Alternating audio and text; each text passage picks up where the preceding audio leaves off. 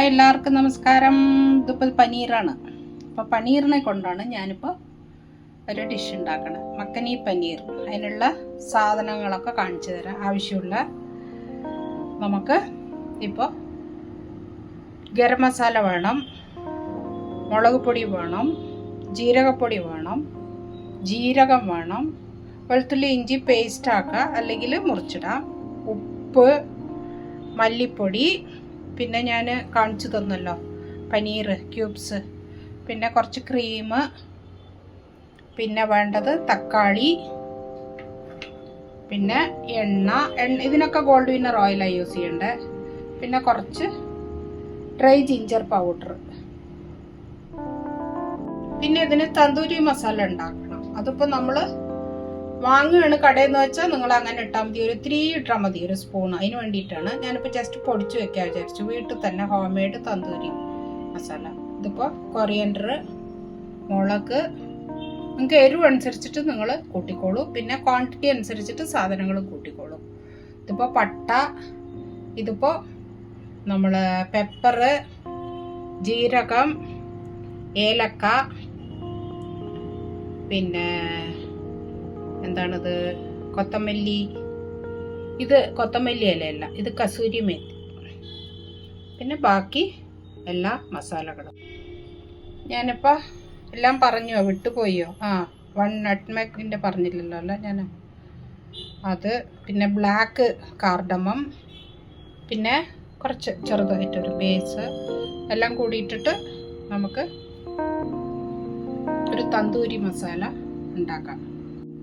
ആദ്യം തന്തൂരി മസാല ഉണ്ടാക്കിയെടുക്കാം, എന്നിട്ട് പിന്നെ നമുക്ക് പ്രോസസ്സ്. ആദ്യം നമ്മൾ കൊറിയാൻഡർ ഇട്ട് നന്നായിട്ട് ഒന്ന് ചൂടാവുന്നവരെ, എല്ലാം ഒന്ന് ചൂടാവണം.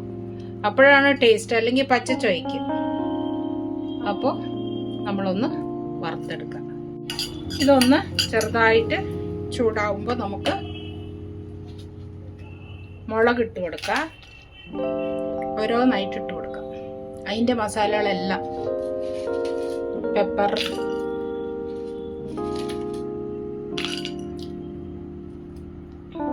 പട്ട, പിന്നെ കരാമ്പൂ, ക്ലൗസ്, പിന്നെ ബാക്കി ബ്ലാക്ക് കാർഡമം, ഗ്രീൻ കാർഡമം, മറ്റ് ജീരകം, പിന്നെ ബാക്കിയുള്ളത് ഇതിൽ കസൂരി മേത്തി. എല്ലാം കൂടി നമുക്കൊന്ന് വറുത്തെടുക്കാം. നമ്മൾ ഗരം മസാല വേറെ തനിയെ പാക്കറ്റിൽ വാങ്ങുമ്പോൾ എല്ലാം ഉണ്ടാവും അതിൽ. അങ്ങനെ വാങ്ങിയാൽ മതി. എന്നാൽ നമുക്ക് വീട്ടിൽ തന്നെ ഹോം മെയ്ഡ് മസാലകൾ ഉണ്ടാക്കാം. അപ്പോൾ ഇതൊക്കെ വേറെ വേറെ ഞാൻ ഉണ്ടാക്കണം, അല്ലാണ്ട് പുറത്തുനിന്ന് വാങ്ങിയില്ല തന്തൂരി മസാല. ഇതിപ്പോൾ നമുക്ക് കുറച്ചിപ്പോൾ ചില ഡിഷിനല്ലേ ആവശ്യമുള്ളൂ. അപ്പം നമ്മൾ വാങ്ങി വെച്ചാൽ വേസ്റ്റ് ആവില്ലേ. അപ്പോൾ ഇത് നല്ലോണം ഒന്ന് വറുത്തെടുത്തിട്ട് പൊടിക്കാം. ഓക്കെ, ജാറിലേക്ക് ഇതിപ്പോൾ പൊടിക്കാനിട്ടു. കുറച്ച് ഞാനിപ്പോൾ ഡ്രൈ ജിഞ്ചർ കാണിച്ചു തന്നില്ലേ, കുറച്ച് ഡ്രൈ മസാല എത്രയുണ്ട് ക്വാണ്ടിറ്റി അതിനനുസരിച്ചിട്ട് കുറച്ച് ഡ്രൈ ജിഞ്ചർ പൊടി. അത് നമ്മൾ മിക്സിയിൽ പൊടിച്ചിട്ട് വെച്ചിട്ടുണ്ട് കേട്ടോ മസാല. ഇനി നമ്മൾ എണ്ണ ഒഴിച്ചിട്ട് ജീരകം ഇട്ടു,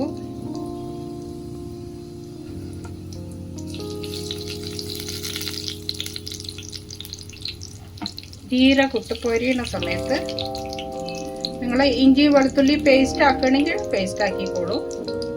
ഞാനിപ്പോൾ അതിനെ കുട്ടി കുട്ടിയായിട്ട് മുറിച്ചിട്ടുണ്ട്, ഇഞ്ചി വെളുത്തുള്ളി. അതും ഇട്ടു, നന്നായിട്ട് പൊരിയട്ടെ.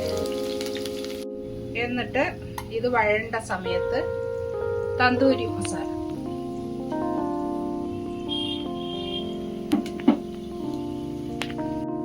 ജീരകം പൊടിച്ചത്, പിന്നെ മുളക് പൊടി ഇട്ടിട്ട് പച്ച ചൊയ പോണം.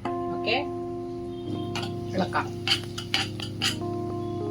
നമ്മൾ തക്കാളി തക്കാളിയും ചേർത്ത് ഉപ്പ് ആവശ്യത്തിന് ഇപ്പം കുറച്ചിടുന്നുണ്ട്.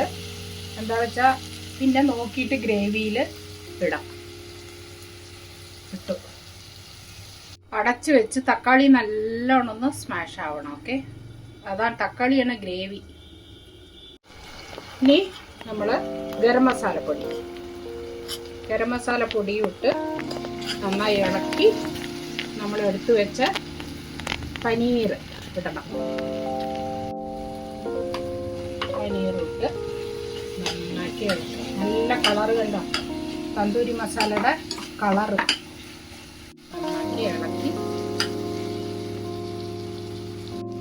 മേലെ മല്ലി ഇലയിട്ട് കുറച്ച് ക്രീം എടുത്ത് വെച്ചിട്ടില്ലേ, നല്ലോണം. എൻ്റെ അടുത്ത് കുറച്ചേ ഉള്ളൂ. നല്ല ക്രീം ഉണ്ടെങ്കിൽ നിങ്ങൾ ഒഴിച്ചോളൂ, നല്ല ടേസ്റ്റ് ഉണ്ടാവും. പിന്നെ കാഷ്യൂ അരച്ച ഇടുകയും ചെയ്യാം. ഇപ്പം എല്ലാം കൂടി വേണ്ട, അതും നന്നായിരിക്കും. ഓക്കെ, ഇതപ്പം നമുക്ക് കൊത്തമല്ലി ഇട്ടു. ഞാൻ കുറച്ച് ക്രീം മേലെ ഇട്ട് നമുക്ക് സെർവ് ചെയ്യാം. ഓക്കെ, നല്ലൊരു ഡിഷാണ്. എല്ലാവരും ഉണ്ടാക്കി നോക്കും. ചപ്പാത്തിക്കും നാനും